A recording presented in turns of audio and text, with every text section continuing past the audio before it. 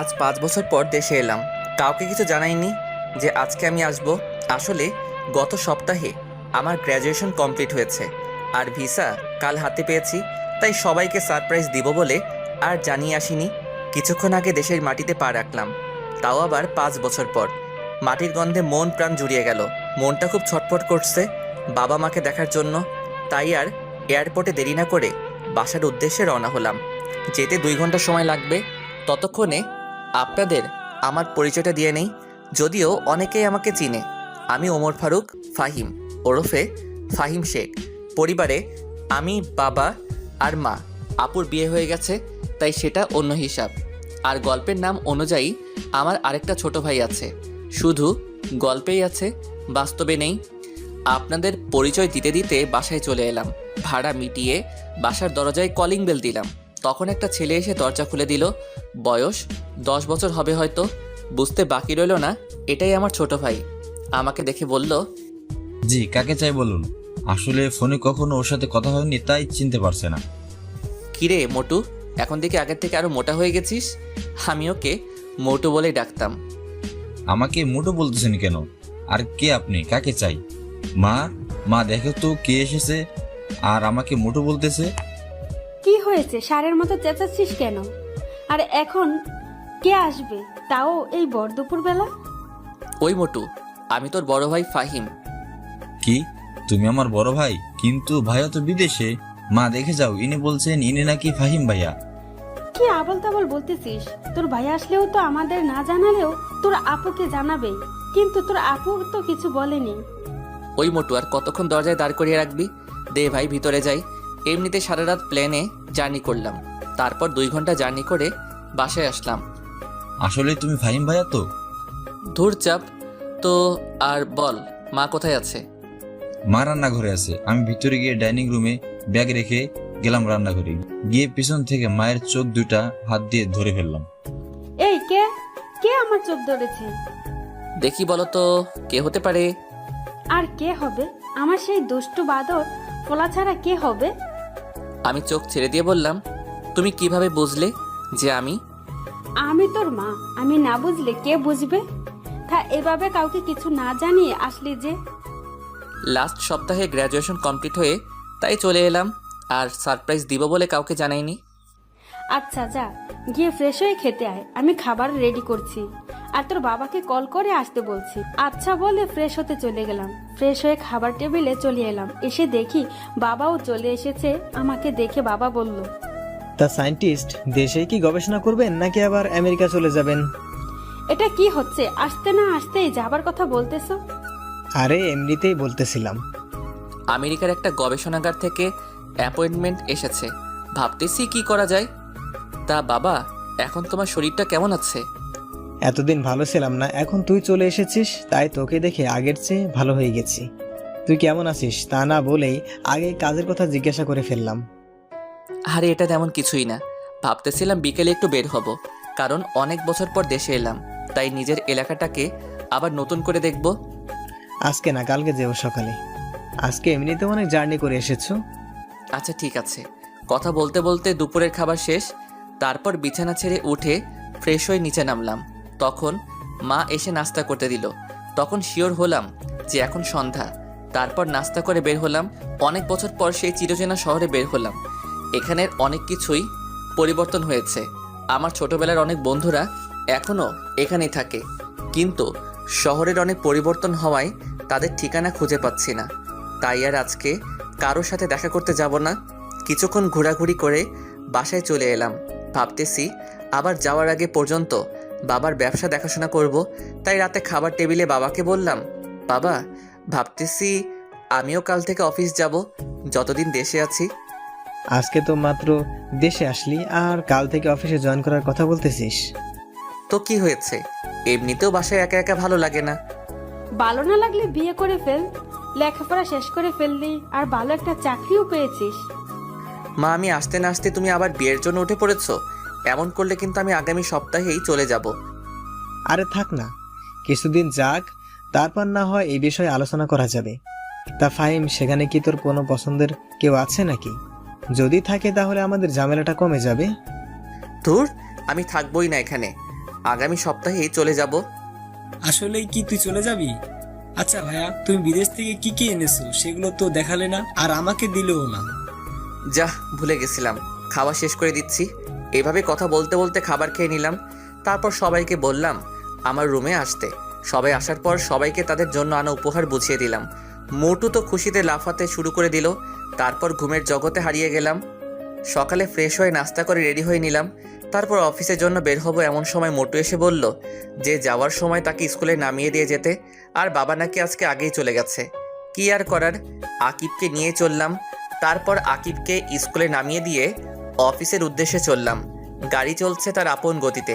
হঠাৎ একটা মেয়ে গাড়ির সামনে চলে এলো।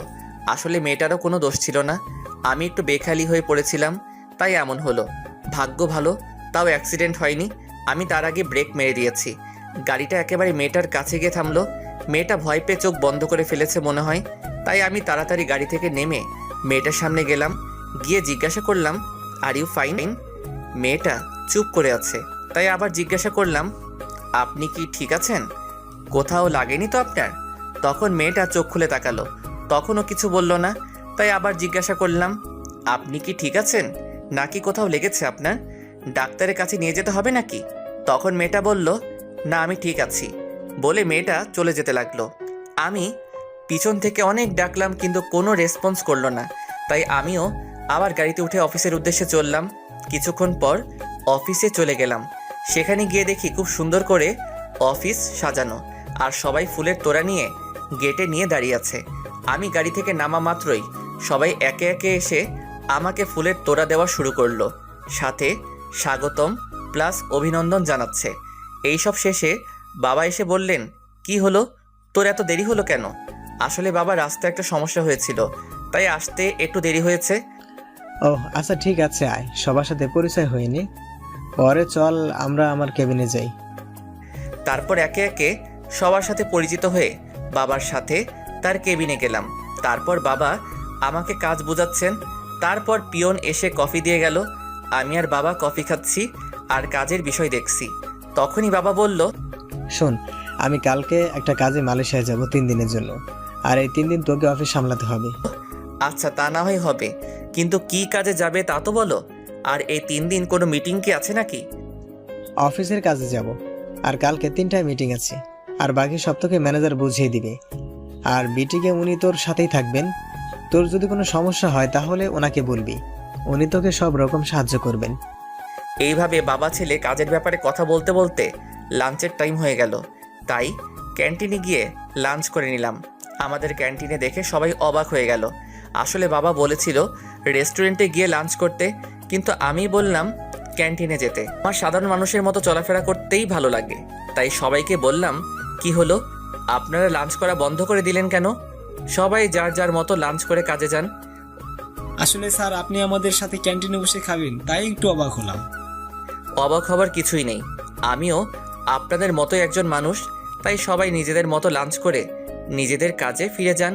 তারপর বাবা আর আমি লাঞ্চ করে কেবিনে চলে গেলাম। তারপর আবার কাজ করা শুরু করলাম। কখন যে সন্ধ্যা হয়ে গেল তা বুঝতেই পারলাম না। হঠাৎ ফোনটা চিল্লানি শুরু করে দিল, তাই ফোন উঠাইলাম। উঠাইয়া দেখি মা কল দিয়েছে, তাই কল রিসিভ করলাম। পরে মা বলল কি রে, বাসায় কি আজকে আর আসবি না? মার কথা শুনে আমি ঘড়ির দিকে তাকালাম, তাকিয়ে দেখি 6টা বেজে গেছে। আমি মাকে আসছি বলে কল কেটে দিলাম। অফিস থেকে বের হয়ে গাড়িতে উঠে গাড়ি স্টার্ট করলাম। তখনই আবার ফোন চিল্লানি দেওয়া শুরু করলো। যা বাবা, এখন আবার কল দিল কিল্লাই। কল রিসিভ করার পর বাবা বলল এই শোন, আমি না আকিবকে তার ম্যাডামের বাসা থেকে আনতে ভুলে গেছি। তুই তো মনে হয় অফিস থেকে বের হয়ে গেছিস, তাই একটু আসার পথে তাকে নিয়ে আসিস। আচ্ছা, তুমি ঠিকানা দাও, আমি আসার সময় নিয়ে আসবনি। নিয়ে আসিস, কিন্তু ও একাই আসতে পারতো, কিন্তু রাত হয়ে গেছে তাই তোকে বললাম নিয়ে আসতে। আমি বাবার দেওয়ার ঠিকানায় চলে গেলাম। গিয়ে কলিং বেল বাজালাম। তখন যে দরজা খুলে দিল তাকে দেখে আমি হা হয়ে গেছি। তখন মেয়েটা আমাকে দেখে একটা রাগী ভাব নিয়ে আমার দিকে তাকালো আর জিজ্ঞাসা করলো আপনি এখানে কেন? আমার পিছু করছেন না তো? আসলে আমার ভাই এখানে প্রাইভেট পড়ে, রাত হয়ে গেছে তাই ওকে নিতে এসেছি। আপনি মনে হয় এখানে পড়েন, তাই না? মিথ্যা বলার জায়গা পান না। এখানে যে পড়ে তার কোনো বড় ভাই নাই। তাইলে কি ভুল ঠিকানায় চলে এলাম নাকি? হতে পারে, আবার হতে পারে আপনি আমার পিছু করছেন। তাই বাবাকে কল দিলাম, রিসিভ করলে আমি বললাম, বাবা ঠিকানা কি ঠিক দিয়েছো নাকি ভুল? ঠিকানা ভুল হবে কেন? ঠিকানা তো ঠিকই দিয়েছি। এখান থেকে তো বলতেছে যে এখানে যে পড়ে তার কোনো বড় ভাই নেই। আচ্ছা তুই ওকে কল দে, আমি কথা বলছি। পর মেয়েটার হাতে মোবাইলটা দিলাম। বাবা জানি মেয়েটাকে কি বলল। কথা শেষ করে মেয়েটা আমাকে বলল ভিতরে গিয়ে বসতে। আমি ভিতরে গিয়ে বসলাম। তখন একজন মহিলা আর একজন বয়স্ক লোক এলো। বয়স ৪৫ বছর হবে মনে হয়। সম্ভবত ইনারা এই মেয়ের বাবা মা। তাই আমি ওনাদের সালাম দিল। তারপর তাদের সাথে কথা বলতেছিলাম। তখনই মেয়েটা আমাকে এনে নাস্তা দিল আর বলল, আপনি নাস্তা করে নিন, হাকিবের আর কিছু পড়া বাকি আছে। আচ্ছা, আপনি ওর কেমন ভাই হন? জি আমি ওর চাচাতো ভাই। বলেই মুখটা মলিন করে ফেললো। কি জন্য করলো তা বুঝলাম না। তারপর মেয়েটা চলে গেল। প্রায় ৩০ মিনিট পর আকিব আর মেয়েটা বেরিয়ে আসলো, কিন্তু তার ম্যাডামকে তো দেখলাম না। তারপর আকিবকে নিয়ে বেরিয়ে আসলাম। আকিবকে জিজ্ঞাসা করলাম, কিরে মোটু, তুই আর ওই মেয়েটাই কি পড়িস নাকি তোদের ম্যাডামের কাছে? তুমি মেয়ে পেলে কোথায়? কেন, তোর সাথে যে মেয়েটা বের হলো ওইটাই তো তোর সাথে পড়ে। ওইটা? আরে ওইটা হচ্ছে আমার ম্যাডাম। ও, ওইটা তোর ম্যাডাম? হ্যাঁ, কিন্তু কেন? কিছু না, এমনি জিজ্ঞাসা করলাম আর কি। তারপর দুই ভাই আরো অনেক কথা বলতে বলতে বাসায় চলে আসলাম। পরে রুমে গিয়ে ফ্রেশ হয়ে নিলাম। তারপর মায়ের কাছে চলে গেলাম। মাকে গিয়ে বললাম, মা একটা কথা বলবো। বল, কি বলবি? আচ্ছা মা, অধরারা কি এখনো আগের বাসায় থাকে নাকি? না, ওরা এখন আর আগের জায়গায় থাকে না। তুই চলে যাবার কিছুদিন পরেই তারা অন্য জায়গায় চলে গেছে। কিন্তু হঠাৎ তুই তাদের কথা জিজ্ঞাসা করছিস কেন? না এমনি বলছিলাম, সেই কবে যে তাকে দেখেছিলাম, এখনো মনে হয় আগের থেকে অনেক সুন্দর আর কিউট হয়েছে হয়তো। হতে পারে, কিন্তু তুই এসব বলতেছিস কেন? তুই কি ওকে পছন্দ করতি নাকি? আর করলেও লাভ নাই। কেন? ওর বাবা মা 1 বছর আগে মারা যায়। এখন সে তার মামার বাসায় থাকে। আর গত বছর তার বিয়ে হয়ে গেছে শুনেছি। কথাটা শুনে মনটা খারাপ হয়ে গেল। তাও মাকে বুঝতে না দিয়ে জিজ্ঞাসা করলাম, আচ্ছা বাবা কোথায়? রুমে আছে। কালকে নাকি বিদেশে যেতে হবে মিটিং এর কাজে। বসে বসে তাই দেখতেছে। আচ্ছা বলে রুমে এসে পড়লাম। রুমে এসে বসলাম, তখনই একটা মেইল এলো। মেইলটা দেখে অবাক হয়ে গেলাম, কারণ আমাদের একটা এক্সপেরিমেন্ট করার কথা ছিল, আর সেইটা আগামী মাসের 7 তারিখে শুরু করার কথা ছিল, কিন্তু সেটা নাকি আগামী সপ্তাহেই শুরু হবে। শিওর হওয়ার জন্য সিয়ামকে কল দিলাম। সিয়াম আমার classmate. Hello, who are you? Hi Siam, it's me Fahim. Oh, how are you, dost? Would you received any mail from SST tab? Yup, just I received a mail from lab. Our experiment will be start on 20 December. So when you are come back USA? I will be back next Friday. Okay, see you soon USA. Okay, bye. See you soon. তারপর call কেটে দিয়ে বাবার কাছে গিয়ে বললাম, বাবা আসবো? আয়, কিছু বলবি নাকি? আসলে ইউএসএ থেকে মেইল এসেছে, তাই আমাকে শুক্রবার আবার ফিরে যেতে হবে। তার মানে তুই শুক্রবারই চলে যাবি? হ্যাঁ, শুক্রবারই যেতে হবে। যতদিন না তা না হয় বুঝলাম, কিন্তু গেলে আসবি কবে? যতদিন না কাজ শেষ হয় ততদিন আসতে পারবো না। ওহ, তাহলে আরো 4 দিন বাকি আছে, তারপরে তুই চলে যাবি। কে চলে যাবে 4 দিন পরে? ফাহিম ইউএসএ থেকে মেইল এসেছে, তাই তাকে কাজের জন্য শুক্রবারই চলে যেতে হবে। তা বাবা, এবার গেলে আসবি কবে? সেটা বলা যাবে না। যতদিন না কাজ শেষ হয় ততদিন দেশে ফেরা যাবে না। ওহো, তাহলে তো তোকে যেতেই হবে। তারপর আবার রুমে চলে গেলাম। কিছুক্ষণ পর মা এসে খাবারের জন্য ডেকে গেল। সবাই একসাথে রাতের খাবার খেয়ে নিলাম। পরে রুমে এসে দিলাম এক ঘুম। সকালে ঘুম থেকে উঠে ফ্রেশ হয়ে রেডি হয়ে নাস্তার টেবিলে চলে গেলাম। নাস্তা করে বাবাকে এয়ারপোর্ট ড্রপ করে আমি অফিসে চলে গেলাম। সকাল 11টায় একটা মিটিং ছিল, সেটা করে নিলাম। তারপর সিয়ামকে আবার কল দিলাম। হ্যাঁ ফাহিম, বল। আচ্ছা তুই আমার টিকিট কনফার্ম কর, আমি শুক্রবার এয়ারপোর্ট থেকে রিসিভ করে নিব। আচ্ছা, তা না হয় করে দিলাম। তা দোস্ত, মেয়েটা কেমন রে? কোন মেয়ের কথা বলতেছিস? যে আমার বন্ধুটার রাতের ঘুম কেড়ে নিয়েছে। তুই যে কিসব বলতেছিস কিছুই বুঝতেছি না। আচ্ছা এখন বাই, পরে কল দিব। আচ্ছা বাই। কল কেটে দিয়ে আবার অফিসের কাজে মনোযোগ দিলাম। সন্ধ্যায় কাজ শেষ করে বাসায় ফিরলাম। বাসায় ঢোকার সাথে সাথে কিসের সাথে যেন আঘাত লাগলো। খুবই নমনীয় বস্তু, কিন্তু দেয়াল তো শক্ত, এত নরম না। ভাবা বন্ধ করে কি হয়েছে দেখার জন্য সামনে তাকালাম। তাকিয়ে দেখি আকিবের টিচার মাটিতে পড়ে আছে। দেখে মনে হচ্ছে ব্যথা পেয়েছে, তাই আমি ডান হাত বাড়িয়ে দিলাম। মেয়েটা আমার হাত ধরে উঠে দাঁড়ালো। তখনই মা এসে জিজ্ঞাসা করলো, কি রে, এখনো পিছিয়ে আছিস নাকি? এইভাবে কেউ চেঁচায় নাকি? কেন নাকি? না, তুমি তো কচি খোকা, আসো তোমাকে ফিটার খাওয়াই। কি রে মা, তুই হাতে ব্যথা পেলে কিভাবে? কিছু হয়নি আন্টি। মা, উনি মনে হয় বের হচ্ছিলেন আর আমি ভিতরে আসছিলাম। তখনই আমি ওনার সাথে ধাক্কা খাই আর উনি পড়ে যায়। আর পড়ে গিয়ে মনে হয় উনি হাতে ব্যথা পেয়েছেন। এত বড় হয়ে গিয়েছিস, এখনো দেখে চলাফেরা করতে পারিস না? দেখ তো, তোর জন্য মেয়েটা কেমন একটা ব্যথা পেয়েছে। আকিব, ফার্স্ট এড বক্সটা নিয়ে আয় তো তাড়াতাড়ি। আন্টি, এর কোনো দরকার নেই। তুই চুপ কর। কোনটা দরকার সেটা আমি বুঝবো, তুই চুপ করে বসে থাক। এমনভাবে সেবা করছে দেখে মনে হচ্ছে ছেলের বউয়ের সেবা করছে। ঠিক বলেছিস, ছেলের বউ তো। আমি কখন কি বললাম আবার? আর তোমার কোন ছেলের বউ? কেন, তোর বউ। বললাম। আর ইনাকে তো আমি ভালো করে চিনিও না। ওর নাম হলো ইসরাত জাহান, অধরা। আমার ওকে ইসরাত বলে ডাকি। আর ওর সাথেই তোর বিয়ে ঠিক হয়ে আছে। আমি বিয়েই করব না কখনোই। তুই করবি না, তোর বাপ করবে। বাবাকেই করাও, তাইলে তোমার একটা সতীন হবে। দাঁড়া হতচ্ছাড়া, দেখছি বিয়ে কিভাবে না করিস। আন্টি, আমি গেলাম। আরে কই যাস? নাস্তা করে যা, আমি এখনই এনে দিচ্ছি। আর রাতের খাবার না খেয়ে তোকে যেতে দিব ভাবলে কিভাবে? আন্টি, আজকে না, অন্য একদিন। এখন থেকে তো আকিবকে এখানে এসেই পড়াবো। সেটা পরে দেখা যাবে, এখন বস, রাতের খাবার খেয়ে যাবে। আর আমি এখন নাস্তা এনে দিতেছি, বস। তুই এখনো দাঁড়িয়ে আছিস কেন? যা গিয়ে ফ্রেশ হয়ে নে। যাচ্ছি। এমন করলে তো এখানে টিকাই যাবে। আমি কালকে চলে যাব, তখন দেখবো করে আমার সাথে এমন করো। যেদিনই যাস, যাওয়ার আগেই তোকে বিয়ে করাবো। সেটা দেখা যাবে না। আমি বিয়ে করব না মনের মতো কাউকে যতক্ষণ না পাই। আমিও দেখে নিব কি করে তুই বিয়ে না করিস। ইসরাত বিয়ের কথা শুনে মনে হয় লজ্জা পেয়েছে, মুখ পুরো লাল হয়ে গেছে। আমি গিয়ে ফ্রেশ হয়ে নিলাম। পরে আকিবের কাছে গেলাম, গিয়ে বললাম, কি রে মোটো, কি করিস? কি আর করবো, ম্যাডাম যা পড়া দিয়েছে সেগুলো পড়তেছি। ম্যাডাম কি চলে গেছে নাকি?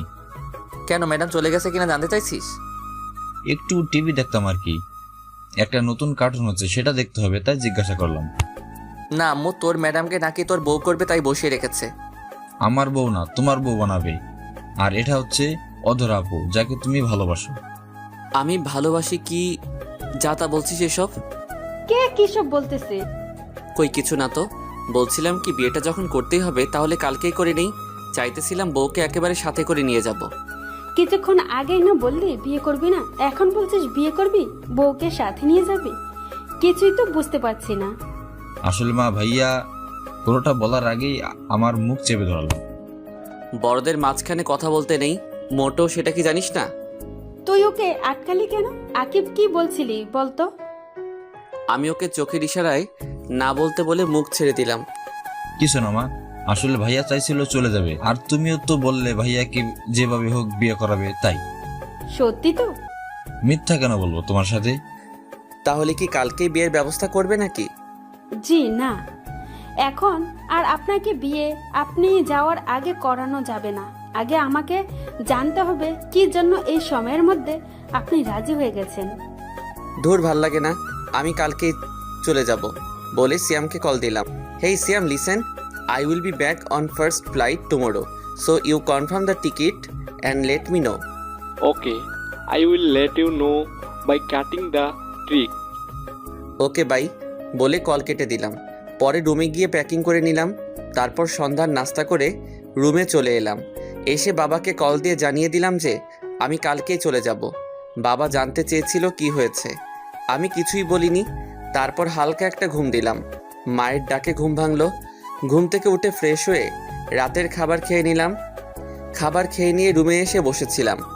এমন সময় সিয়াম কল করে জানালো যে কাল সকাল 10টায় ফ্লাইট। আমি বললাম আচ্ছা ঠিক আছে।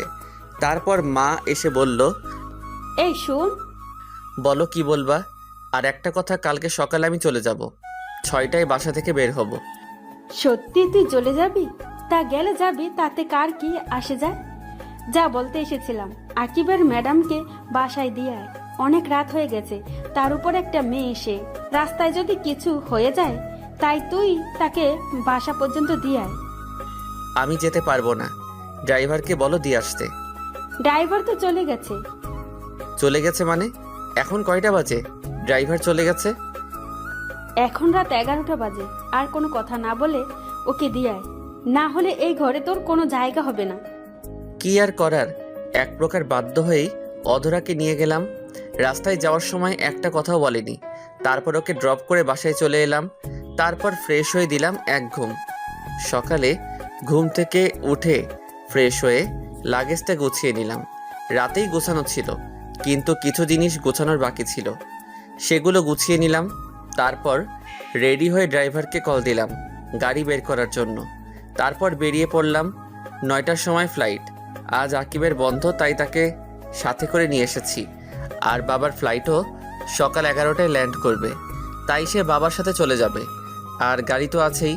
তারপর আকিবের কাছ থেকে বিদায় নিয়ে এয়ারপোর্টের ভিতরে প্রবেশ করলাম। ভিতরে গিয়ে সব ঝামেলা শেষ করে নিলাম, সাথে টিকিটও কালেক্ট করে নিলাম। আর এয়ারপোর্টে ঢোকার আগে আকিবের কাছে একটা গিফট দিয়ে এসেছি।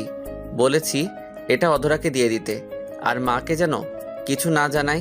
তারপর প্লেনে গিয়ে বসে পড়লাম। এখন 9টা 30 বাজে। এখন শুধু অপেক্ষা কখন প্লেন ছাড়বে। প্রায় 40 মিনিট পর প্লেন তার গন্তব্য এর উদ্দেশ্যে রওনা দিল। দীর্ঘ জার্নি করার পর আমেরিকা পৌঁছে গেলাম। তারপর এয়ারপোর্ট থেকে ট্যাক্সি নিয়ে ফ্ল্যাটের উদ্দেশ্যে রওনা দিলাম। ফ্ল্যাটে পৌঁছে গিয়ে কলিং বেল বাজালাম। সিয়াম এসে দরজা খুলে দিল। ভিতরে গিয়ে ফ্রেশ হয়ে নিলাম। তারপর বাসায় কল দিয়ে জানিয়ে দিলাম যে আমি এখানে পৌঁছে গেছি। জানিয়ে একটা ঘুম দিলাম, কারণ এখানে এখন সকাল আর বাংলাদেশে রাত, তাই কিছুদিন সমস্যা হবে। আমি ঘুমিয়ে যাওয়ার পর সিয়াম শপিং মলে চলে গেল। শপিং থেকে খাবারের সব জিনিস নিয়ে এলো। আসলে এখানে সিয়াম তার বউয়ের সাথেই থাকে। গত সপ্তাহে ওদের বিয়ে হয়েছে। আমি যাওয়ার আগেই ওদের বিয়েটা করিয়ে দিয়ে যাই, কিন্তু তাদের বিয়েটা ফ্যামিলিগতভাবেই হয়। সিয়ামের বউয়ের নাম হচ্ছে অরিন। তারা এখানেই থাকে, কিন্তু তারা বাংলাদেশি। কি করে এটা হলো ভাবছেন তো? তাহলে চলুন শুরু থেকে বলি। ফ্ল্যাশব্যাক। 5 বছর আগে আমার সায়েন্টিস্ট হওয়ার স্বপ্ন পূরণ করার জন্য একটা স্কলারশিপের আবেদন করি, আর কিছু মাস পরে সেটা পেয়েও যাই।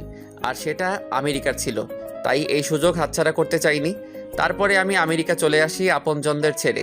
এখানে এসে তেমন কাউকে চিনতাম না, ভার্সিটির হলেও জায়গা ছিল না। তখনই আমার সিয়ামের সাথে দেখা হয়। তারপর সিয়ামের সাথে আমার প্রবলেমটা শেয়ার করার পর সে বলে তার সাথে থাকতে। তার সাথে তার আরেক বন্ধু থাকে, তার নাম মেঘ। তারপর থেকে আমরা একসাথে থাকি। আর সিয়ামের বউ হচ্ছে আমাদের বাড়িওয়ালার মেয়ে। আর ভার্সিটি থেকেই এদের রিলেশন।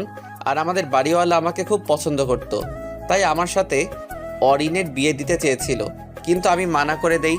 কারণ ভালো একজনকেই বাসা যায়, অনেকজনকে নয়। অনেকজনকে ভালোবাসাটা ভালোবাসা নয়, সেটা হচ্ছে চোখের মোহ বা টাইম পাস। আর আমি অধরাকে ভালোবাসতাম, তাই বাড়িওয়ালাকে মানা করে দিয়েছিলাম। অনেক কষ্টে বাড়িওয়ালাকে রাজি করিয়েছিলাম অরিন আর সিয়ামের বিয়ে দিতে। তাদের বিয়ের পর আমিও চলে যাই দেশে। তারপর সেদিন মা যখন বলল যে অধরার বিয়ে হয়ে গেছে, তখন খুব কষ্ট হয়েছিল। কিন্তু আকিবের কাছ থেকে জেনে পরে আবার খুশিতে নাচতে মন চাচ্ছিল। আর বাকিটা তো আপনারা জানেনই। সিয়াম মার্কেট থেকে আসার পর অরিন গিয়ে রান্না করলো, আমিও গিয়ে গোসল করে নিলাম। তারপর সবাই একসাথে লাঞ্চ করে নিলাম। বিকেলে সবাই মিলে অনেকক্ষণ আড্ডা দিলাম। পরে সন্ধ্যায় আমি, সিয়াম আর মেঘ ঘুরতে বের হলাম। রাতের আমেরিকা দেখতে খুবই চমৎকার। এর উপরে রাগ দেখিয়ে তো চলে এলাম। এখন আর ভালো লাগছে না। বাইরে ঘোরাঘুরি করে রাত 10টায় বাসায় এলাম। এসে ফ্রেশ হয়ে নিলাম। তারপর রাতের খাবার খেলাম। আঙ্কেল আন্টির সাথে কিছুক্ষণ আড্ডা দিয়ে ঘুমাতে চলে গেলাম।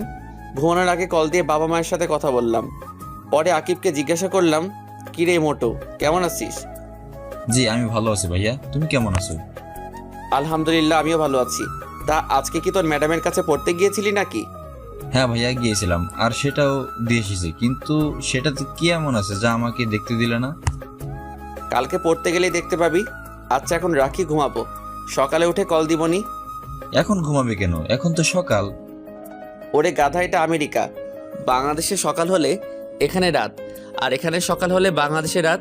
তুই কি তোদের সমাজ বই পড়িসনি নাকি? ও আচ্ছা ভাই। তারপর ফোন রেখে দিলাম এক ঘুম। হঠাৎ ফোনের চিল্লানির আওয়াজে ঘুমটা ভেঙে গেল। দূর শালা, এখন আবার কে ফোন দিল? মাত্র ঘুমাইলাম। বিরক্তি বোধ নিয়ে ফোনের দিকে তাকিয়ে দেখি বাংলাদেশের নাম্বার, কিন্তু এটা তো বাবা মা বা আপুর নাম্বার না। এইসব ভাবিতে ভাবিতে কলটা কাটিয়া গেল। আবার কল আসায় ভাবনার জগৎ থেকে বেরিয়ে এসে কল রিসিভ করলাম। কল রিসিভ করে আমি, আসসালামু আলাইকুম, কে বলছেন? ওয়ালাইকুম আসসালাম। লেখক সাহেব কেমন আছেন? জি আলহামদুলিল্লাহ ভালো, কিন্তু আপনি কে? কি করতেছেন এখন? আগে বলুন তো আপনি কে, কারণ বাংলাদেশে আমার নাম্বার আমার বাবা মা ছাড়া আর কেউ জানে না। কিন্তু আপনি পেলেন কোথায়? আস্তে আস্তে সব জানতে পারবেন। আমি এখনই টুট টুট টুট। আমি কত শেষ করার আগেই কলটা কেটে দিল।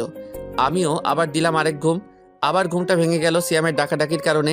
তাই ঘুম থেকে উঠে ওকে দিলাম কিছুক্ষণ উত্তম মধ্যম দোলাই, কিন্তু মেঘকে দেখতে পেলাম না। সিয়ামকে জিজ্ঞাসা করে জানতে পারি ও নাকি ভার্সিটি গেছে, কিন্তু ও তো আমাদের সাথেই ডিগ্রি নিয়েছে। আরে তুই বুঝতে পারিসনি ও কেন গিয়েছে? কেন? দূর বেটা, এই 2 দিনেই ভুলে গেলি? ম্যাক লুচ্চামি করতে ভার্সিটিতে গিয়েছে। শালায় এখনো ভালো হয়নি, এখনো সেই লুচ্চামি করে। এই লুচ্চামি করতে গিয়ে যে মেয়ে কত মেয়ের হাতে মাইর খাইছে তা হিসাবের বাহিরে। এরই মধ্যে আগমন অরিনের। এসে আমাকে জিজ্ঞাসা করলো, ভাইয়া কার কথা বলছেন?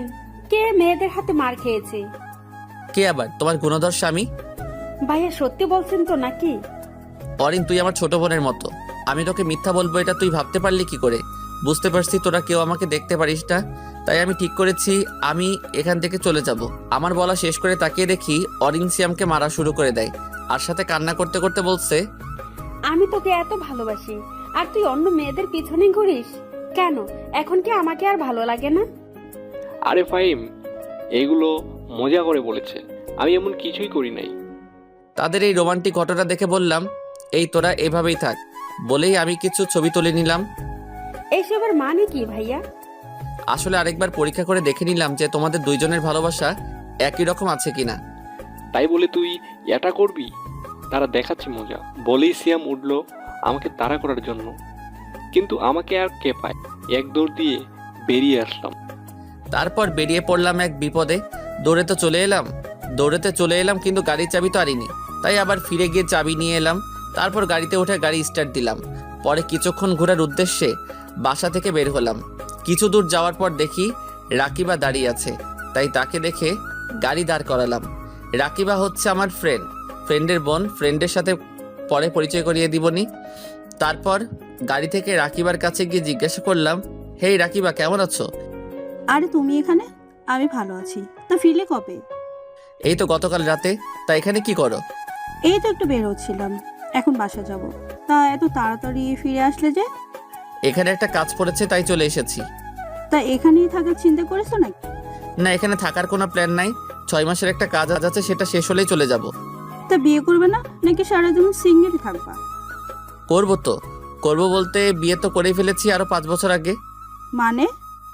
আপনারা বুঝতে পারেন নাই, সেটা আমি না বলে বুঝবেন কি করে? তাহলে চলুন বলি।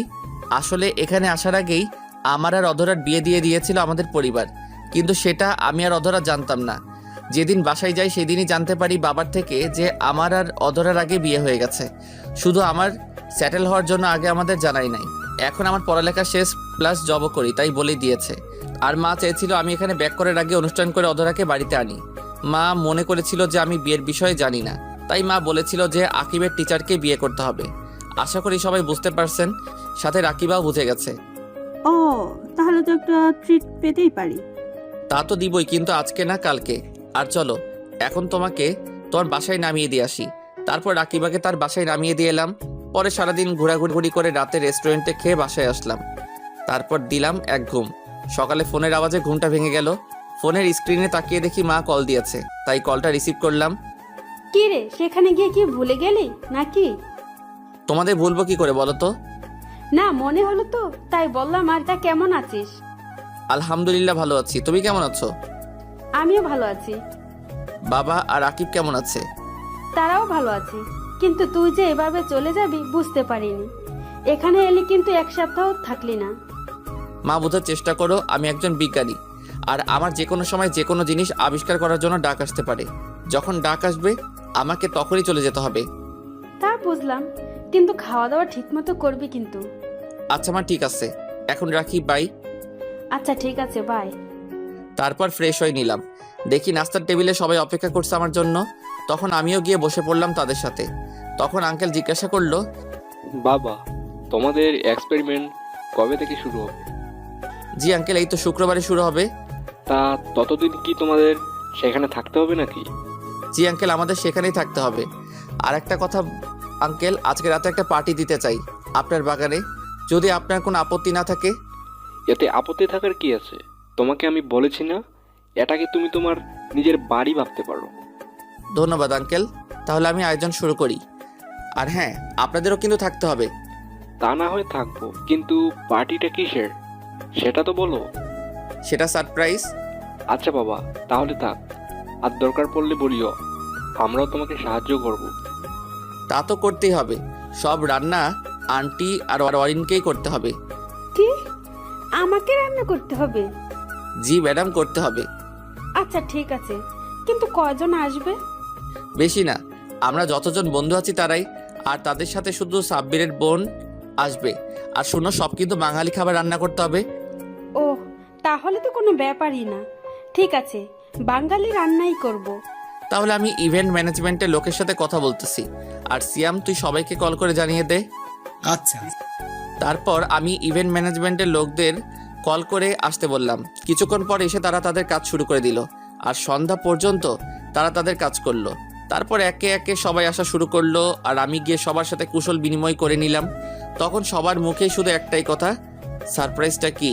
তখন আমি বললাম, অ্যাটেনশন গাইস, অপেক্ষার প্রহর শেষ। জানি আপনারা সবাই অধীর আগ্রহে আছেন যে কী কারণে আজকের এই পার্টিটা। হ্যাঁ, আমরা সবাই জানতে আগ্রহী, তাড়াতাড়ি বলো। আজকের পার্টিটা হচ্ছে আমার বিয়ে উপলক্ষে। কি, তোর বিয়ে? হ্যাঁ রে দোস্ত, এটা আমার বিয়ের পার্টি। আর বিয়েটা আমাদের কাজ শেষ হলেই হবে। তারপর সবাই আগ্রহী হয়ে গেল মেয়েটাকে তা জানার জন্য। আমি সবাইকে বলে দিলাম যে বিয়ের সময়ই তারা তাকে দেখতে পাবে। তখন সিয়াম বলল, দূর বেটা, এখন নাম বললে কি এমন হয়ে যাবে? বিয়ের দিন নাম জানলে কি এমন হয়ে যাবে? তারপর সবাই মিলে পার্টিতে অনেক মজা করলাম। পরে সবাইকে বিদায় জানিয়ে চলে এলাম। তারপর দিলাম এক ঘুম। সকালে ঘুম থেকে উঠে বাসায় কল দিলাম, কারণ গতকাল রাতে পার্টির জন্য কল দেওয়া হয়নি, তাই এখন দিলাম। হ্যালো মা, কেমন আছো? ভালো আছি, তুই কেমন আছিস? আলহামদুলিল্লাহ ভালো আছি। কি করো? এই তো 10টা বাজে, এখন ডিনার করব। আচ্ছা ভাই, তাহলে তোমরা ডিনার করে নাও। আচ্ছা বাই। কল কেটে গিয়ে ফ্রেশ হয়ে নিলাম। সকালে নাস্তা করতে যাব এমন সময় কল এলো। ফোনটা হাতে নিয়ে দেখি সেই অপরিচিতা মেয়ে, তাই কলটা রিসিভ করলাম না। নাস্তা করতে চলে গেলাম। নাস্তা করে এসে দেখি 20টা মিসড কল। চেক করে দেখি সবগুলোই ওই অপরিচিতা মেয়েটা দিয়েছে। দেখতে দেখতে আবার মেয়েটা কল দিল, তাই রিসিভ করলাম। তখন মেয়েটা বলল, ওই, আপনি নিজেকে কি মনে করেন? হ্যাঁ, আমি নিজেকে অনেক কিছুই মনে করি, কিন্তু আপনি কান্না করছেন কেন? জানেন আমি কতটা চিন্তা করছিলাম, আপনি কল ধরছিলেন না বলে। আপনি কেন আমার জন্য চিন্তা করবেন? টুট টুট টুট। কলটা কেটে দিল কোনো উত্তর না দিয়ে। চিন্তায় পড়ে গেলাম, কে এই মেয়েটা আর কল করে কী সব বকলো। তখনই সিয়াম এসে বলল, ফাইম, চল ঘুরতে যাই। বিয়ের পরেও এখনো পর্যন্ত আমরা একদিনও ঘুরতে যাইনি। আজকে ভালো লাগছে না, আমি যাব না, তোরাই গিয়ে ঘুরে আয়। আমাদের সাথে চল, ঘুরলে তোর মন ভালো হয়ে যাবে। আমি আর অরিন নিচে অপেক্ষা করছি, 5 মিনিটের মধ্যে নিচে চলে আয়। বলে সিয়াম চলে গেল। আমিও বাধ্য হয়ে রেডি হয়ে নিচে চলে গেলাম। আমি গাড়ি চালাইনি, সিয়ামই ড্রাইভ করেছে, আর তার পাশের সিটে অরিন বসেছিল। তারপর সারাদিন আমরা বিভিন্ন জায়গায় ঘুরলাম। রাতে বাইরে থেকে খেয়ে এসেছিলাম, তাই ফ্রেশ হয়ে ঘুমিয়ে গেলাম। এইভাবে দিন কাটতে লাগলো। সেদিনের পর থেকে মেয়েটা আর কল দেয়নি। আমিও সেটা নিয়ে মাথা ঘামাইনি। কিন্তু একটা জিনিস ভেবে অবাক হচ্ছি, সে আমি কল না ধরাই সেদিন কান্না করলো কিল্লাই। সিয়ামের ডাকে ভাবনার জগৎ থেকে বের হলাম। তারপর সিয়ামের সাথে শপিং করতে গেলাম। কাল থেকে এক্সপেরিমেন্ট শুরু হবে। যতদিন লাগে এক্সপেরিমেন্ট শেষ হতে ততদিন সেখানে থাকতে হবে, আর ততদিন কারোর সাথে যোগাযোগ করা যাবে না। সারাদিন শপিং আর ঘোরাঘুরি করে রাতে বাসায় ফিরলাম। রাতের খাবার খাওয়ার আগে বাসায় কল দিয়ে সবার সাথে কথা বলে নিলাম, কারণ জানি না আবার কবে তাদের সাথে কথা বলতে পারবো। তাদের জানিয়ে দিলাম যে কাল থেকে আমার কাজ শুরু হবে। তারপর কথা শেষ করে খেয়ে দিলাম এক ঘুম। সকালে ঘুম থেকে উঠে ফ্রেশ হয়ে নিলাম। আজকে আমি খুব খুশি। আজকে আমি আমার কর্মজীবনে পা দিব। তারপর গিয়ে নাস্তা করে নিলাম। ফোনটা বন্ধ করে বাসায় রেখে নিলাম, কারণ সেখানে আমি সবাইকে বলে দিয়েছি কেউ যেন ফোন নিয়ে না যায়। আমি চাই যত তাড়াতাড়ি সম্ভব কাজটা শেষ করতে, প্লাস সবাই যেন শুধু কাজেই মনোযোগ দেয়, কারণ কাজটা খুব ইম্পর্টেন্ট। একটু ভুল হলে সব শেষ। তারপর আমি, সিয়াম আর অরিন বেরিয়ে পড়লাম এসএসটি ল্যাবের উদ্দেশ্যে। ল্যাব থেকেই গাড়ি পাঠানো হয়েছিল। গাড়িতে উঠে দেখি শান্ত প্লাস আমার বাকি বন্ধুরাও আছে। আসলে এই প্রজেক্টে শুধু আমরা বন্ধুরাই, আর সাথে কিছু আমেরিকার ফ্রেন্ড। তাদের সাথে কথা বলতে বলতে আমরা ল্যাবে পৌঁছে গেলাম। ল্যাবরেটরিটা অনেক বিশাল জায়গা নিয়ে বানানো। যখন এই প্রজেক্টের কাজের জন্য অফার পাই তখনই এই ল্যাব ঘুরে দেখার জন্য আমন্ত্রণ জানিয়েছিল, কিন্তু দেশে যাওয়ার চক্করে আর ঘুরে দেখা হয়নি।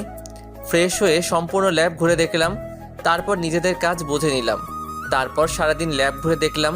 রাতে খেয়ে যে যার রুমে গিয়ে ঘুমিয়ে পড়লাম, কারণ কাজ কালকে থেকে শুরু হবে। সকালে ঘুম থেকে উঠে ফ্রেশ হয়ে নাস্তা করে কাজে লেগে পড়লাম। 12টা পর্যন্ত কাজ করলাম। পরে গিয়ে গোসল করে দুপুরের খাবার খেয়ে নিলাম সবাই একসাথে। খেয়ে আবার এক্সপেরিমেন্টের কাজে লেগে পড়লাম। রাত 8টায় কাজ শেষ করে রাতের খাবার খেয়ে দিলাম এক ঘুম। এভাবেই কেটে গেল 6 মাস। এখন যদি কেউ আমাকে দেখে তাহলে নির্ঘাত পাগল বলবে, কারণ চুল দাড়ি সবই অনেক বড় বড় আছে। আজকে আমাদের এক্সপেরিমেন্টের শেষ ট্রায়াল হবে। যদি সফল হই তাহলে কালকে এখান থেকে মুক্তি পাবো। সকালে অনেকে আছেন যারা শুধু গল্প পড়েই চলে যান। তাদেরকে বলছি, আপনাদের একটা লাইক ও একটা কমেন্ট আমাদের মতো লেখকদের উৎসাহ দিতে কাজ করে। সুতরাং অবশ্যই পড়া শেষ হলে একটা লাইক ও একটা কমেন্ট করবেন। মিস্টার ফাইম, আপনার টিম মিলে যে নতুন আবিষ্কারটা করেছেন সেটা সফল হোক, সেটার আপনাদের আমি অভিনন্দন জানাচ্ছি। আর কালকে আমি একটা চুক্তিপত্র পাঠাবো, যেটাতে লেখা আছে যে আপনি এই প্রজেক্টটা আপনাদের দেশের পাশাপাশি নিজের দেশেও ব্যবহার করতে পারবেন। বাংলাতেই বললাম। ধন্যবাদ স্যার, আপনার থেকে কথাটা শুনে খুবই খুশি হলাম। আপনি আমাদের দেশের জন্য ভাবছেন, সেই জন্য আমরা আপনার কাছে কৃতজ্ঞ। তারপর ওনার সাথে কথা শেষ করে প্রজেক্টের ফাইনাল টেস্ট করলাম এবং সফল হলাম। তারপর সেটা নিয়ে আমেরিকার প্রেসিডেন্টের উদ্দেশ্যে রওনা দিলাম। গিয়ে দেখি তিনি প্রেস মিটিংয়ের আয়োজন করেছেন, তাই আমি সেখানে না গিয়ে সিয়ামকে আর আমাদের ওখান থেকে আমেরিকান এক ফ্রেন্ডকে পাঠাই। তারা গিয়ে প্রেসিডেন্টের সাথে প্রেস মিটিংয়ে অ্যাটেন্ড করে। সেখানে কনফারেন্স কলে আমাদের দেশের প্রধানমন্ত্রীও ছিলেন। তখন প্রেসিডেন্টের সামনে প্রজেক্টের প্রেজেন্টেশন করে দেখালো সিয়াম। তখনই বাঁধলো এক বিপদ। প্রেসিডেন্ট ও প্রধানমন্ত্রী আমাকে খোঁজা শুরু করে দিল। তখন সিয়াম আমাকে বলতে এলো, আমি তাকে বলে দিলাম যে প্রেসিডেন্টকে বুঝিয়ে বলতে যে আমি প্রেস মিট শেষে ওনার সাথে দেখা করব, কারণ আমার এত পাবলিসিটির দরকার নাই। আমি সবসময় সাধারণভাবে চলাফেরা করতে চাই। তারপর প্রেস মিট শেষে আমরা সবাই গিয়ে ওনার সাথে দেখা করলাম। উনি খুবই রাগ করলেন যে আমি কেন মিটিংয়ে ওনার সাথে আসিনি কেন। আমি অনেক বুঝিয়ে বললাম, তাও ইনি কিছুতেই কিছু মানতে রাজি না।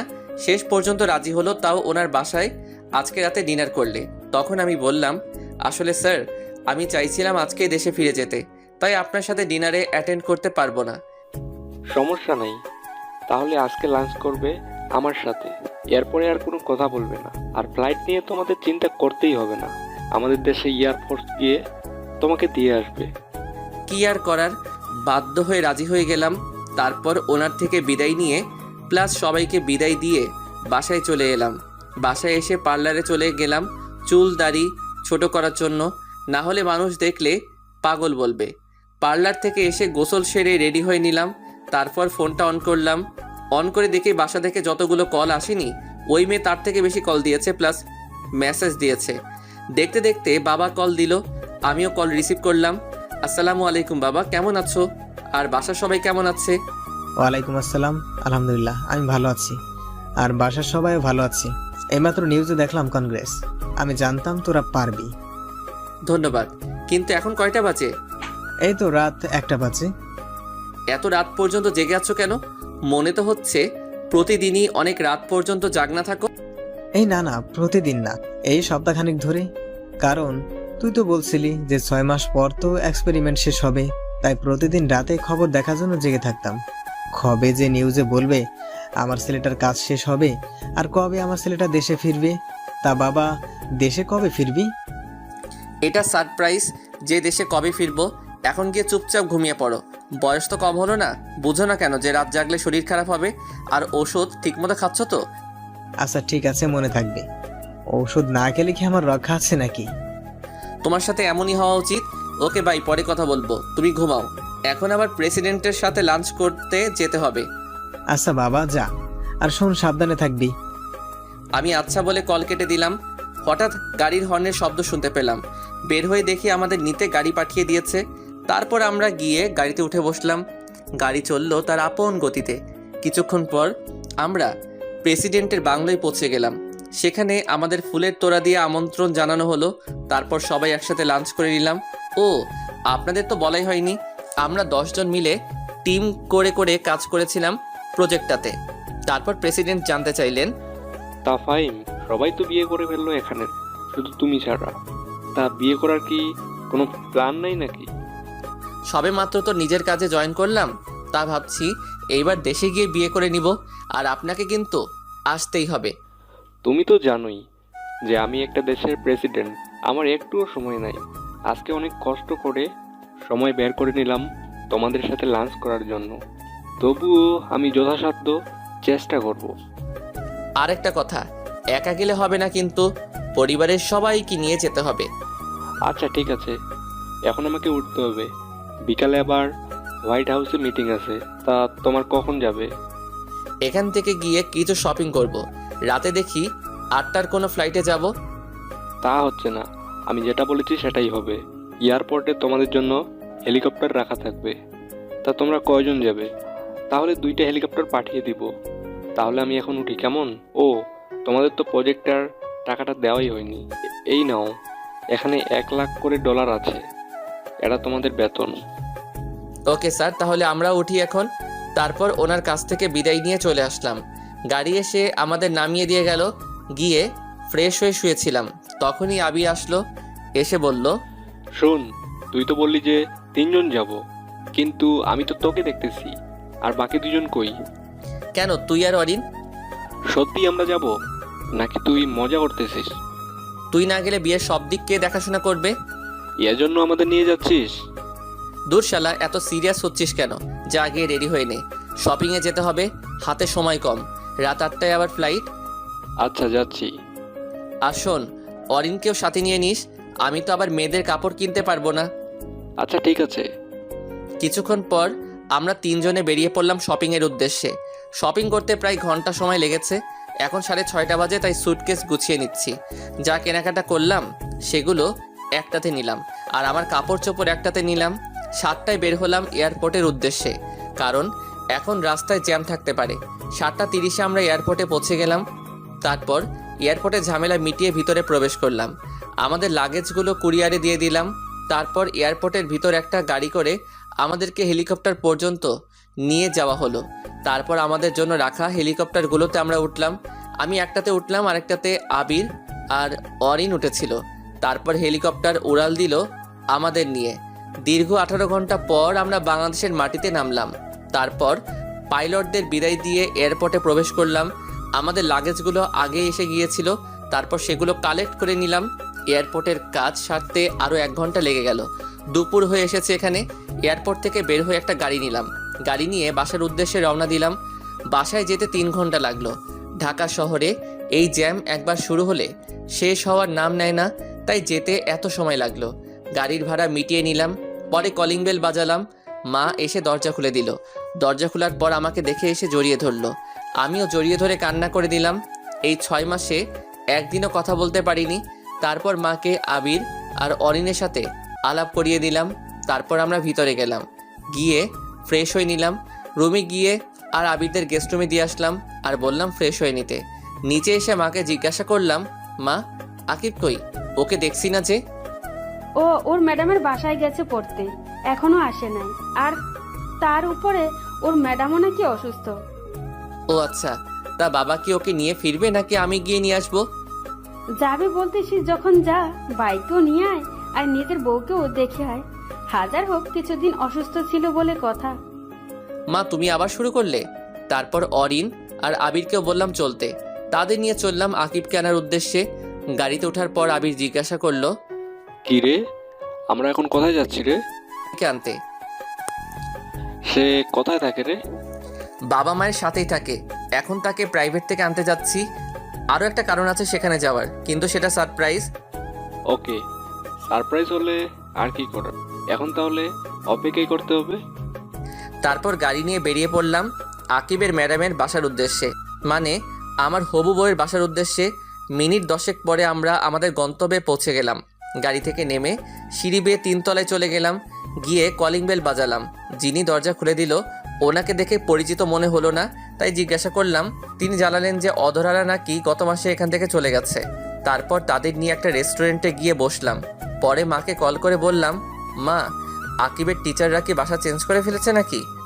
এই দেখ, তোকে বলতেই ভুলে গেছি, আসলে তুই তাড়াহুড়ো করে চলে গেলি তাই বলতে পারিনি।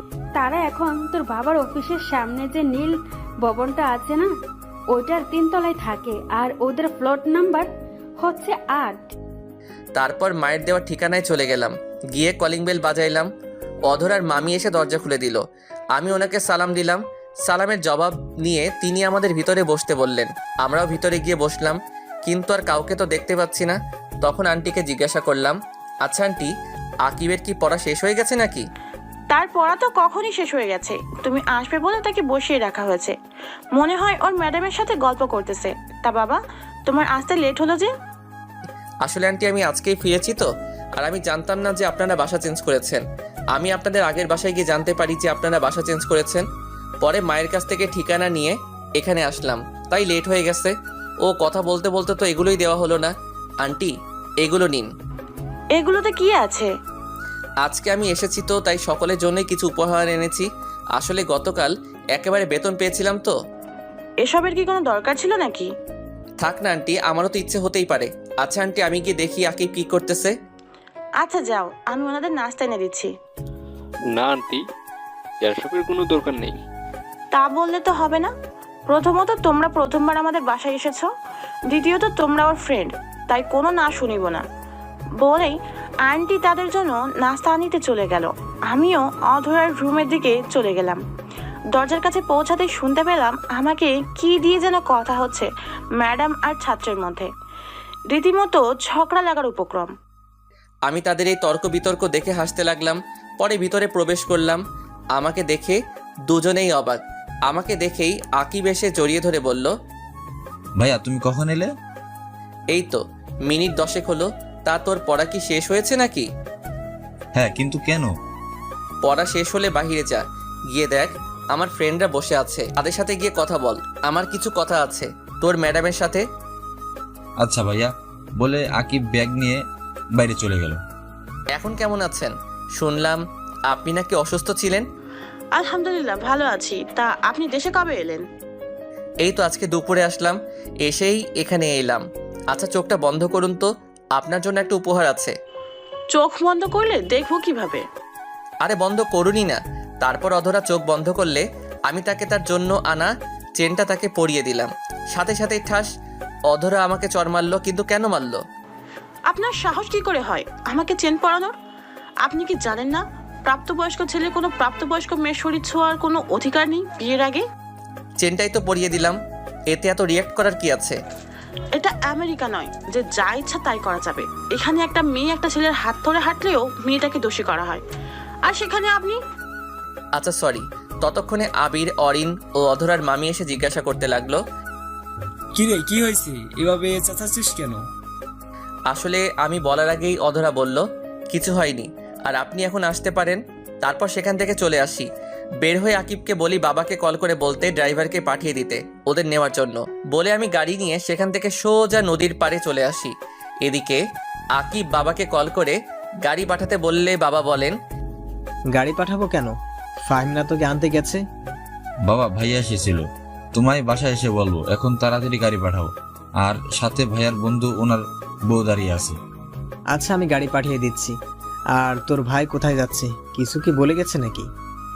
না, কিছুই বলে যায়নি। আচ্ছা বলে কল কেটে দিলেন, তারপর ড্রাইভারকে বলে দেন আকিবকে নিয়ে আসতে। এদিকে আমি নদীর পাড়ে এসে একটা বেঞ্চিতে বসে পড়ালাম। খুব খারাপ লাগছিল। কি এমন করেছিলাম যার জন্য আমাকে এইভাবে আমার বন্ধু ও তার বউয়ের সামনে এভাবে অপমান করলো।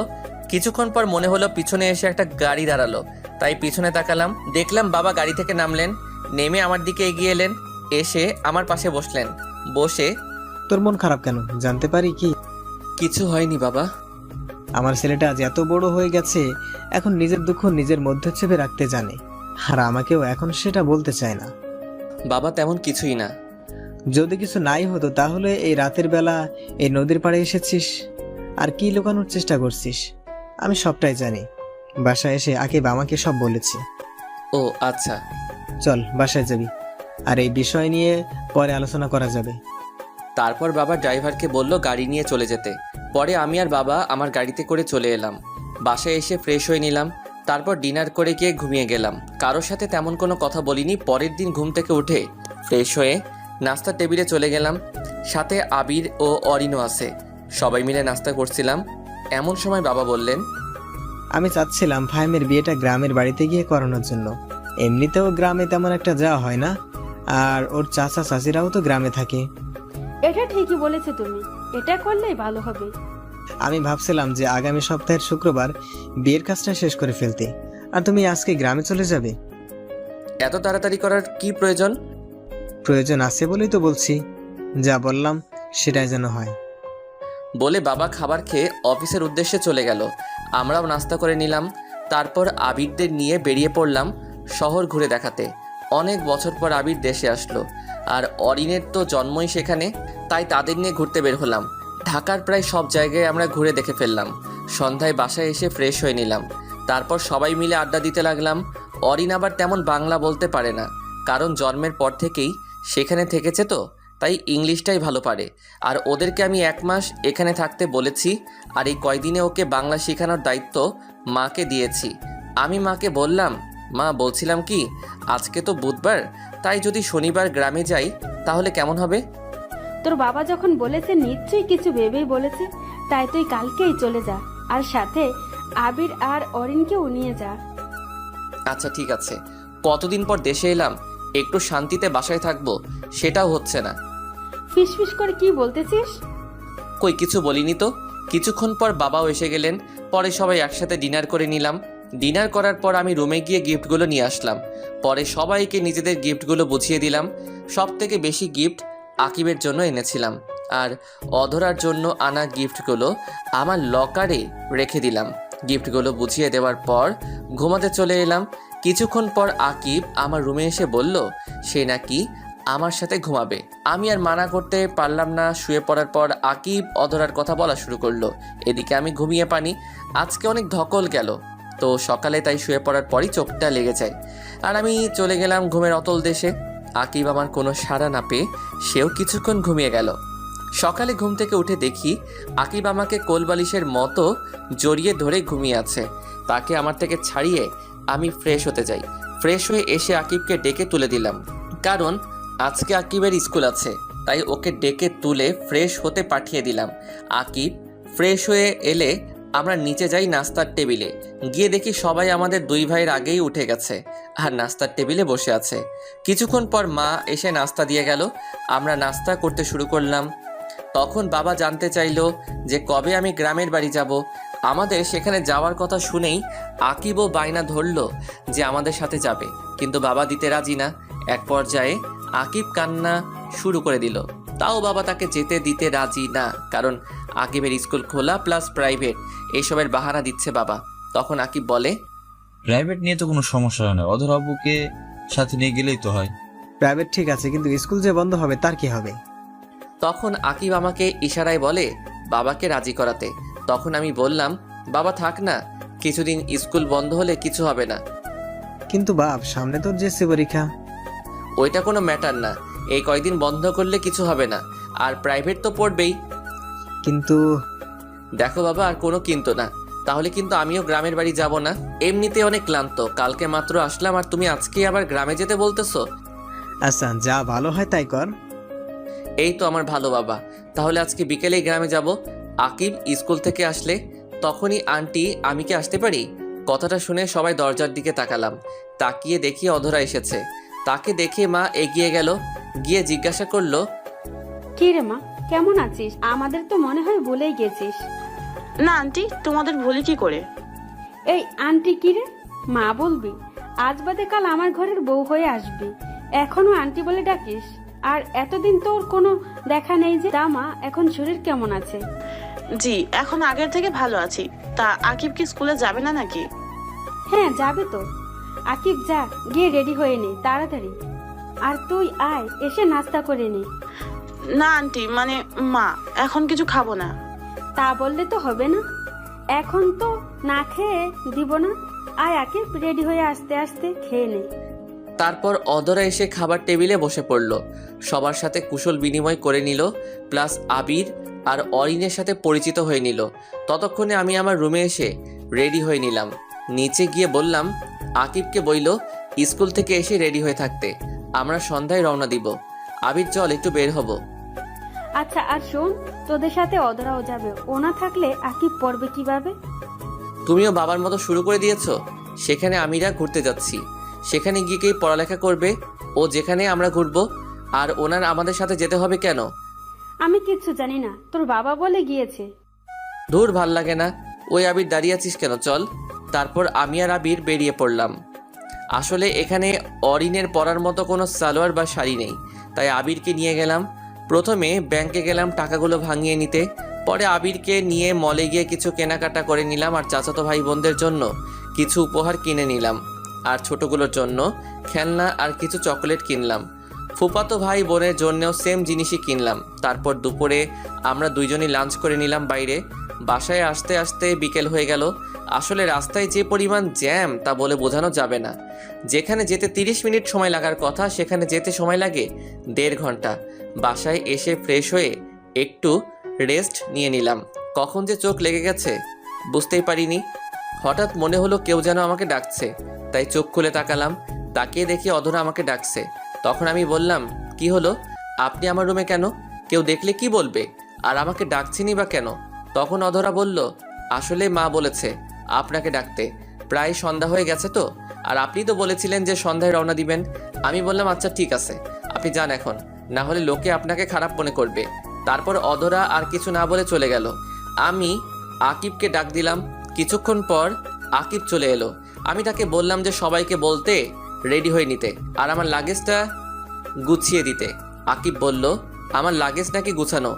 আকিবকে জিজ্ঞাসা করে জানতে পারলাম অধরা নাকি আমার লাগেজ গুছিয়ে দিয়েছে। আমি আর কিছু বললাম না এই বিষয়ে। পরে আকিবকে বললাম লাগেজটা নিয়ে গাড়িতে রেখে দিয়ে রেডি হয়ে নিতে। বলার সাথে সাথেই আকিব লাগেজ নিয়ে চলে গেল।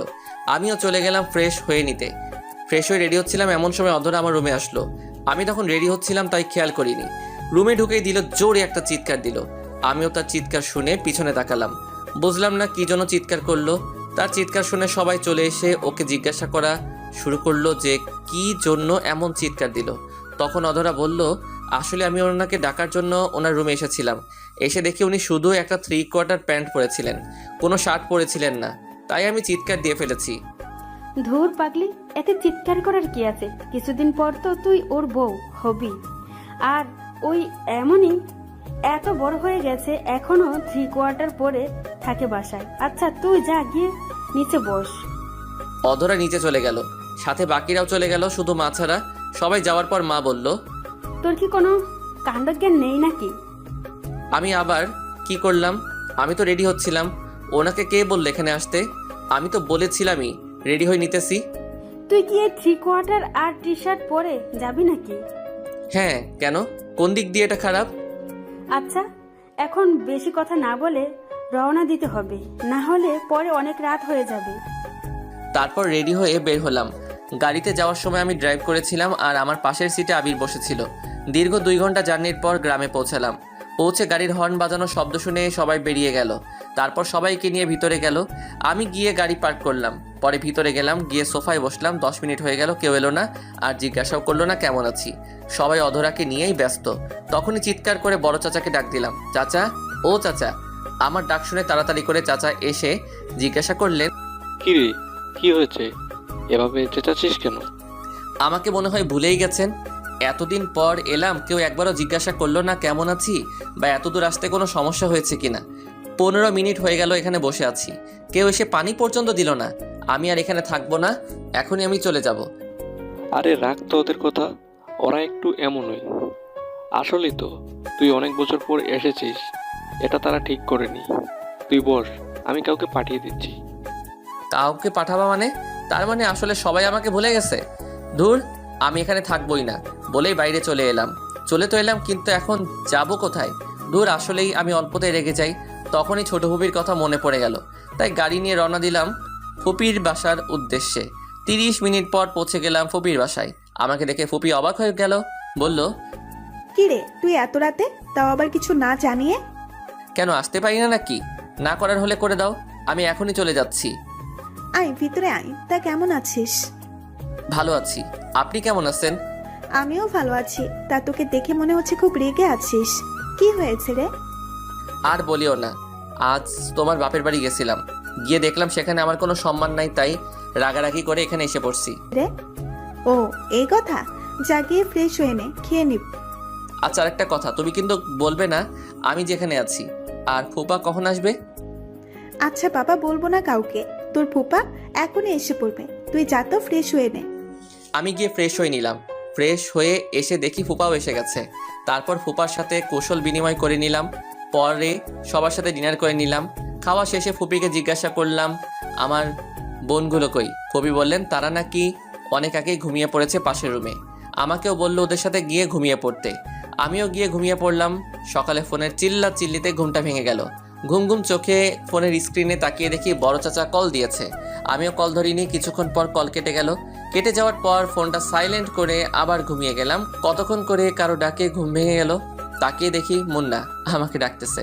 ঘুম থেকে উঠে ফ্রেশ হয়ে নিলাম। পরে ফুপি ডাক দিলেন ব্রেকফাস্ট করার জন্য। আমিও গিয়ে ব্রেকফাস্ট করে নিলাম। পরে ফোনটা হাতে নিয়ে দেখি 100+ মিসড কল। চেক করে দেখলাম বাবা, চাচা, চাচি, মা, আপু সবাই কল করেছে। আর একটা নাম্বার দেখে খুবই অবাক হলাম, কারণ আমি আমেরিকা যাওয়ার পর যে মেয়েটা কল দিয়েছিল আজকেও সেই কল দিয়েছে, এমনকি রাতেও কল দিয়েছে। তখন ফুপিকে ডাক দিলাম। ফুপি এসে জিজ্ঞাসা করলো কি হয়েছে। আমি বললাম আচ্ছা দেখো তো এই নাম্বারটা চিনো কিনা। ফুপি বললো এটা নাকি অধরার নাম্বার। তাই তো বলি সেদিন কল না ধরায় কান্নাই বা করবে কেন একজন অপরিচিত মেয়ে। আর সেদিন রাগ করে আর পরে কল দেয়নি, তা আজকে কি জন্য আবার কল দিল? মনে হয় কালকে রাগ করে চলে এসেছি তো, আর রাতেও পরে ফিরিনি, তাই মনে হলো কল দিয়েছি। এইসব ভাবতে ভাবতে মা কল দিল। রিসিভ করলাম আর মা বলা শুরু করলো, কি বললো আপনাদের বলুন না, পরে আপনারাও জেনে যাবেন। এটা শুধু আমার আর আমার মায়ের মধ্যকার কথা। আমি কোথায় আছি তা বলুম না, আর যদি যেতেই হয় বিয়ের 2 দিন আগে যাবো, এর আগে বললেও যাবো না। ভালোই ভালোই বলছি আয় তাড়াতাড়ি। তোর চাচা সকালে যখন বলেছে যে তুই নাকি রাতে রাগ করে বের হয়েছিলি আর ফিরিসনি, সকালেও নাকি কল ধরিসনি, তখনই আমি বাবা ছুটে চলে আসি। কবি বলেছেন যেখানে তোমার সম্মান নেই সেখানে তুমি যেও না, তাই আজকে আমি ফিরছি না। তোমরা থাকো ওই মেয়েকে নিয়েই, আমাকে নিয়ে না ভাবলেও হবে। দেখ মেজাজটা খারাপ বানিস না, এমনিতে মেয়েটা কাল রাত থেকে কান্না করেই যাচ্ছে আর তোর চাচা চাচিদের বকা দিচ্ছে কেন তাকে নিয়ে তারা এত মাতামাতি করলো, যার ফলে তুই রাগ করে চলে গেলি। তা বলেও লাভ হবে না। আর উনি এখন কান্না করতেছেন কেন? সেদিন থাপ্পড় মারার সময় মনে ছিল না? আবার আমার ফ্রেন্ড আর তার বউয়ের সামনে অপমান করার সময় মনে ছিল না? এইসব আবার কবে হলো? আর যা হয়েছে ভুলে যা। বাবা ফিরে আয় তুই। বলেছি না আমি গেলেও কিছুদিন পর যাবো, আর তুমি আমার মা হয়ে আমার বিরুদ্ধে কথা বলতেছো? ঠিক আছে আমি ফিরবো আজকেই, এবার খুশি তো? বলে কল কেটে দিলাম। ফুপি, এই ফুপি। ফুপি তাড়াতাড়ি করে এলো, এসে জিজ্ঞাসা করলো, কি হয়েছে? এভাবে কান্না করতেছিস কেন? আমাকে কেউ ভালোবাসে না। কেন, আবার কি হলো? এখন মাও কল দিয়ে আমাকে বকা দিল।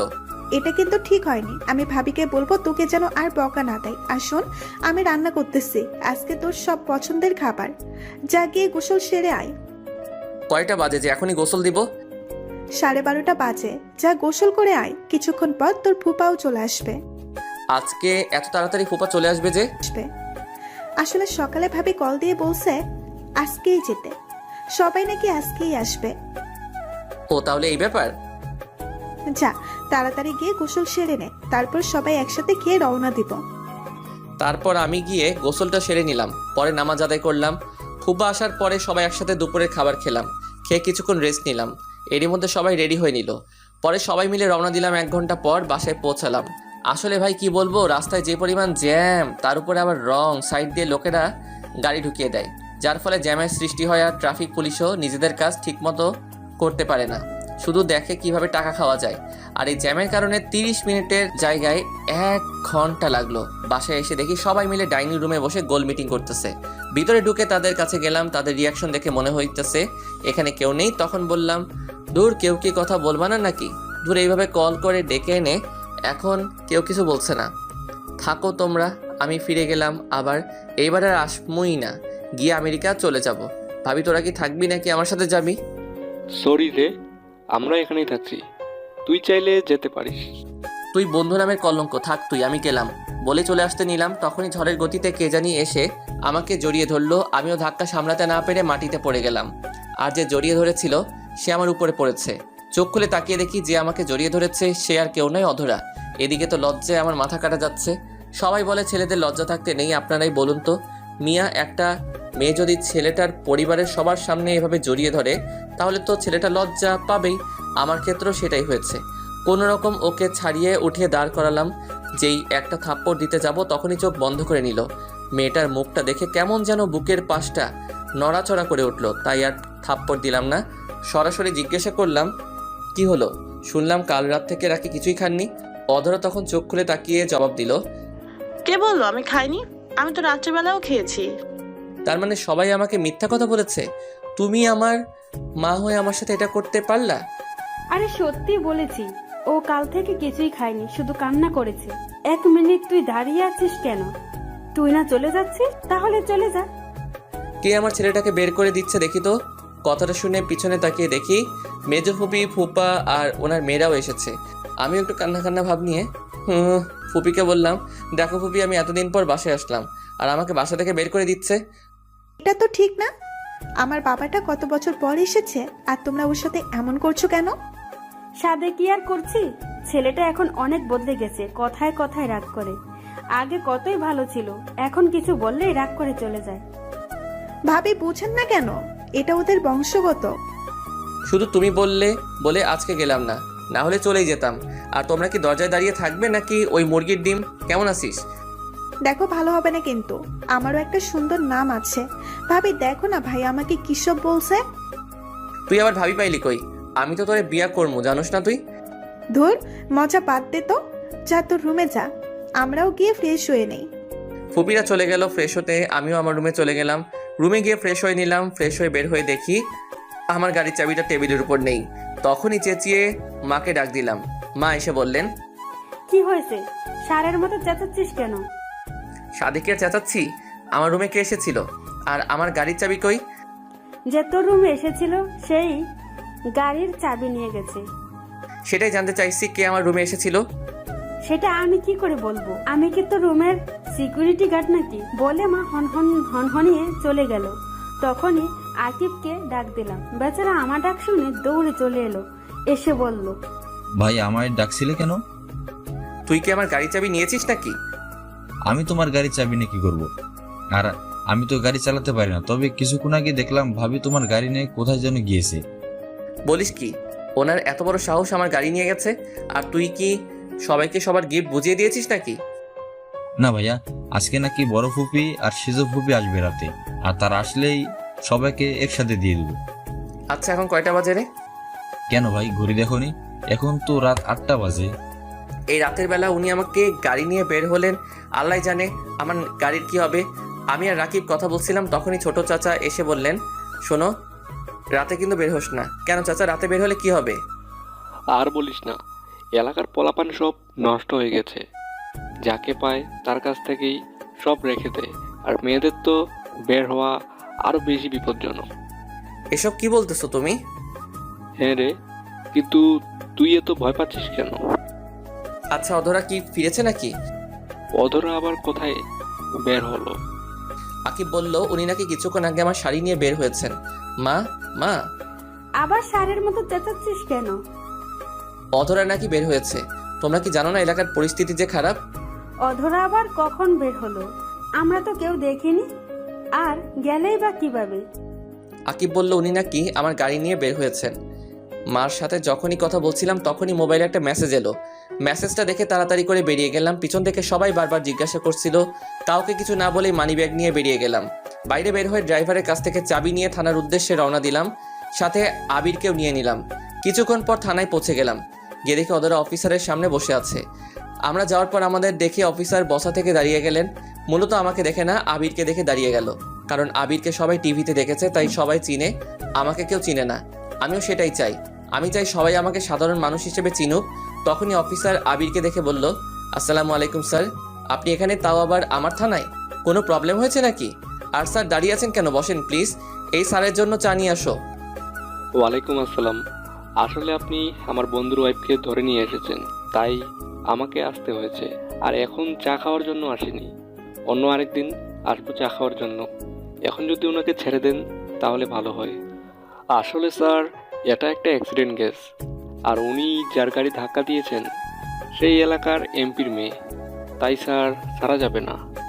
আর ওনাকে নিয়ে আসার পরেই উনি আপনার বন্ধুদের পরিবারের কথা বলেছে, তাই তো আপনার বন্ধুকে আমি ট্যাক্স করে আসতে বলি। কিন্তু যিনি কেস করেছেন তিনি যদি না তুলে নেন তাহলে আমার কিছুই করার নেই। আচ্ছা, ওনাকে আপনি কল দিয়ে আসতে বলুন, আমরা ওনার সাথে কথা বলে অনুরোধ করব কেসটা তুলে নিতে।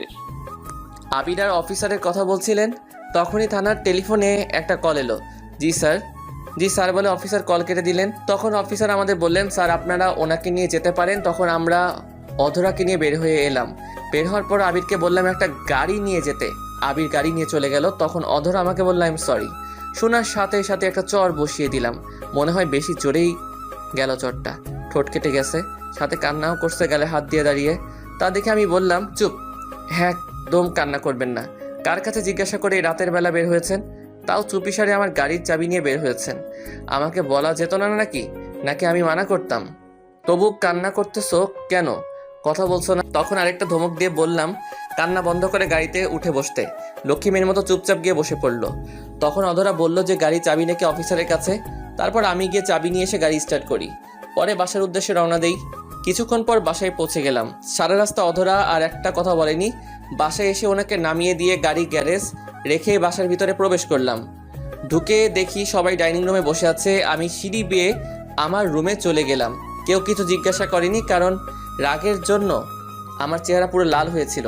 আর বাড়ির সবাই জানে যে আমার রাগ উঠলে আমি কাউকে মানি না, তাই কেউ কিছু জিজ্ঞাসা করেনি। রুমে এসে শাওয়ার নিলাম মাথাটা ঠান্ডা করার জন্য। প্রায় 1 ঘন্টা শাওয়ার নেওয়ার পর বের হলাম। বের হয়ে 3/4 প্যান্ট আর শার্ট পরে নিলাম। পরে নিচে গেলাম ডিনার করার জন্য। পরে ডিনার করে রুমে গিয়ে শুয়ে পড়লাম। ক্লান্ত থাকা শুয়ে শুয়ে পড়ার সাথে সাথেই ঘুমের অতলে তলিয়ে যায়। সকালে বুকের উপর ভারী বস্তুর ওজন অনুভব করি, সাথে শার্টও ভেজা ভেজা লাগছে। ঘড়ি করে ঘুম থেকে উঠে নাই, কারণ যদি কোনো ভূত হয় তাহলে তো আমি শেষ। ঘুম থেকে উঠে দেখি অধরা আমার বুকের উপর ঘুমিয়ে আছে, আর দেখে মনে হচ্ছে কান্না করতে করতে ঘুমিয়ে গেছে। আমি অধরার মাথাটা আমার বুক থেকে নামিয়ে বালিশে রেখে ফ্রেশ হতে চলে গেলাম। ফ্রেশ হয়ে শার্ট বদলে নিলাম। শার্ট দেখে মনে হচ্ছে চোখে যা পানি ছিল সবটাই আমার শার্টের উপর ফেলেছে। তারপর নিচে গেলাম নাস্তা করতে। সবাই আমার দিকে তাকিয়ে শুধু হাসছে, তাই আমি জিজ্ঞাসা করলাম, তোমরা এইভাবে হাসছো কেন? এমনি।